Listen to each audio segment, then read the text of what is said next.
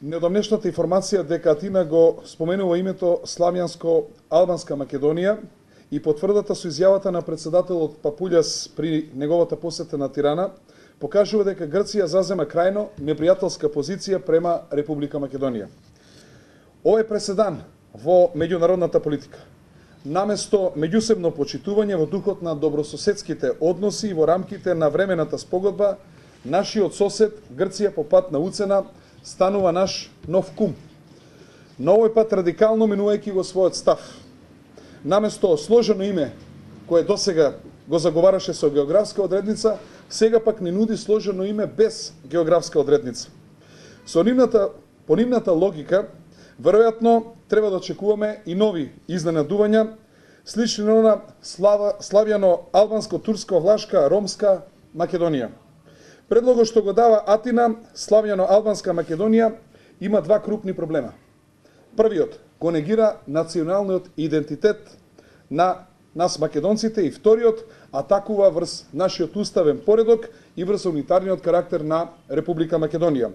Со овој предлог сака ли Грција да покаже дека оваа држава нема ништо од свој идентитет, ниту од јазик, ниту пак од македонска култура?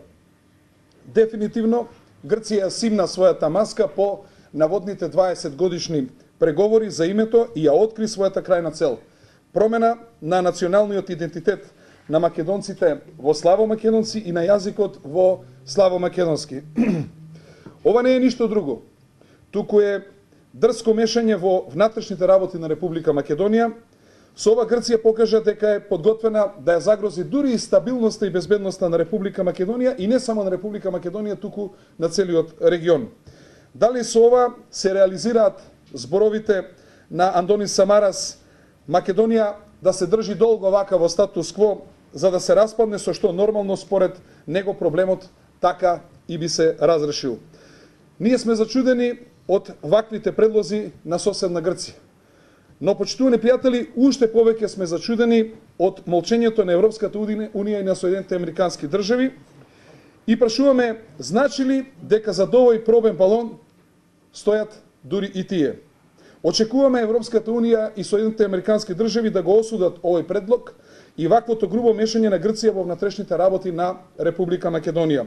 И конечно, да лоцираат дали добрососедството како што промовира Грција значи да го блокира својот сосед на неговиот пат кон развој и да го доведеш да се распадне. Ако тргнеме по онаа познатата молчењето и одобрување, ние досега немаме никакво оградување од официјална Атина, ниту пак, како што споменавте, од Тирана или било кој авторитет овде на Балканот или надвор од Балканот, што значи доколку тоа не е точно, досега требаше да има оградување и ова е уште еден наш повик и би биле навистина срекни кога ова што го зборуваме и ова што го слушнавме не би било вистина, туку било само обичен спин. Би биле најсрекни.